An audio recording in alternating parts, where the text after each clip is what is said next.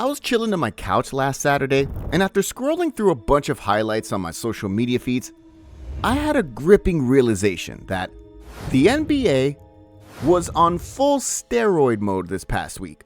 I mean, Jalen Green was violating people's rights on national TV. He just lost Butler! Yeah! Then there's Santi Aldama, auditioning for the slam dunk contest next year. Aldama going baseline. And how about TJD giving the coup de grace to his French fellow rookie? One more bucket.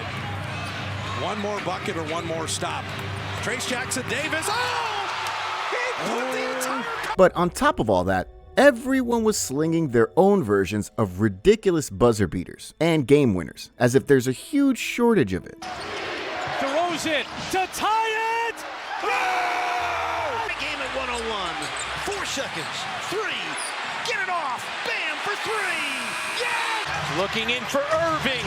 Irving for the win! Oh my! A self! The intensity and action in the NBA has indeed picked up a notch. And in this video, I'll be running down some of the big games and crazy moments that took place this week, as well as talk about the possible repercussions of these games, especially with the 2024 playoffs looming around the corner. So strap your seatbelt, folks, because this one is gonna be a bumpy ride. The date was March 18th, and the battlefield was on Fiserv Forum. It was a rematch of the 2021 NBA Finals between the Milwaukee Bucks and the visiting Phoenix Suns. However, in this particular encounter, fresh faces were involved on both squads, as KD and Bradley Beal backed up D-Book to form the new three-headed serpent for the team from the Valley. On the other side of the camp, the Bucks were headlined by the multiple-time All-Star Dame Time Lillard, supported by mid-range maestro Chris Middleton. Unfortunately for the home team though, the Greek Freak had to sit this one out with an Achilles injury, which made this must-see matchup heavily tilted in the Suns' favor.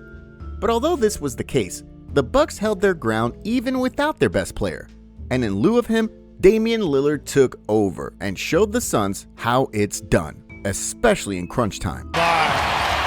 Durant, meanwhile, is taking just one shot in the quarter. Lillard! Dame Time dropped 31 on that game, while Middleton chipped in 22 to keep the Bucks afloat.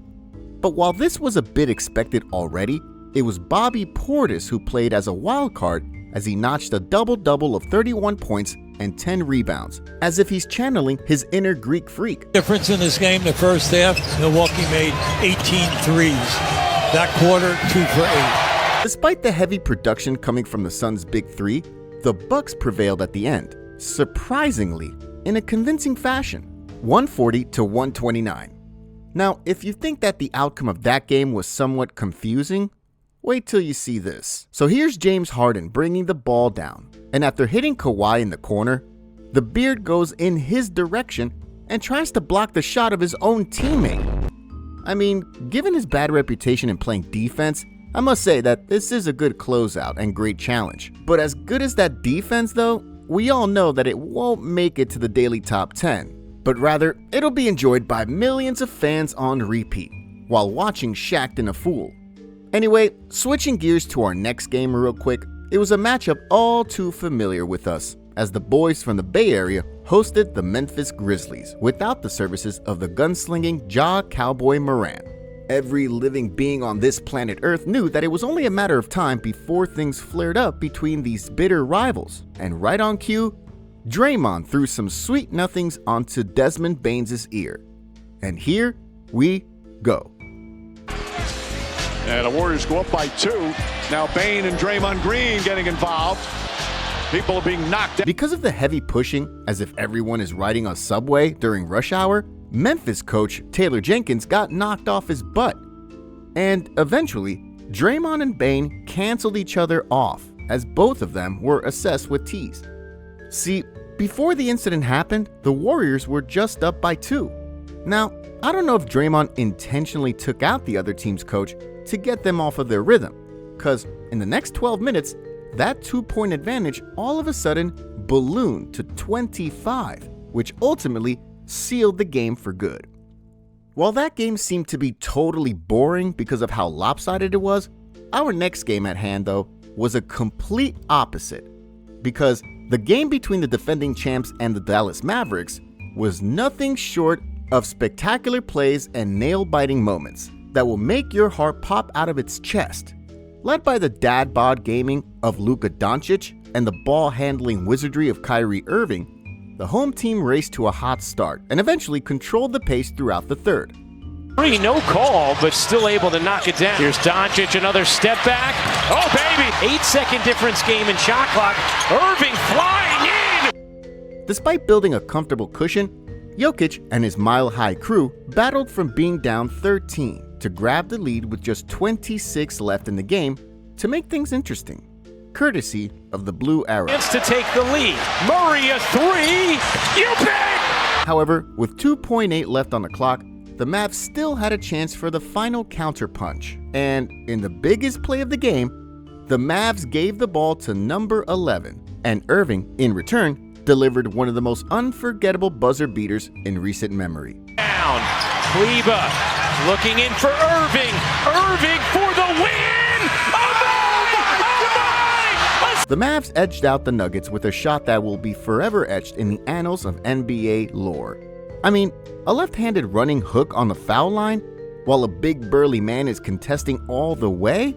Phew, that's tough to beat.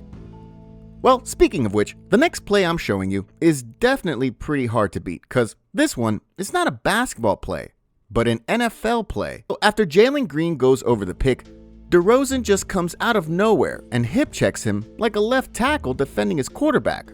And as expected, Dillon Brooks joins the party moments after, cause a confrontation packed with sweaty men is just never the same without him. Takes exception to it. Now those two have to be separated as we have a massive... Anyway, segueing to the clash of the Titans, on the night of March 19th, the short-handed Minnesota Timberwolves welcomed the Denver Nuggets at their home floor.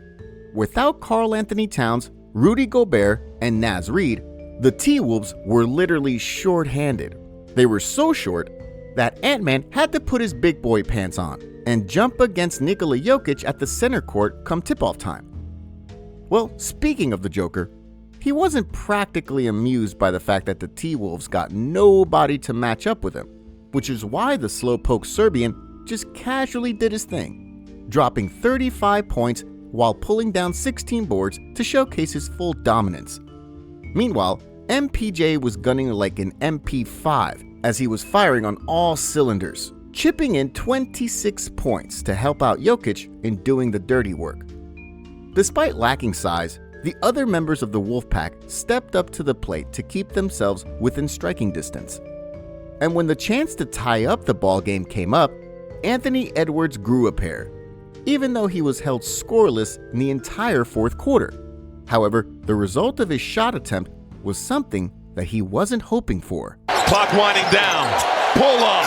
Beat the clock. Swords! Edwards' potential game-tying attempt just hit the front of the rim, and on that note, the Nuggets dodged a big bullet right there and came away with the W, 115-112. Anyway guys, which game did you have the most fun watching? And what's your favorite moment or highlight play on the games that I just laid out? Let me know your thoughts on this by punching your comment below. And until then, see you in the next video.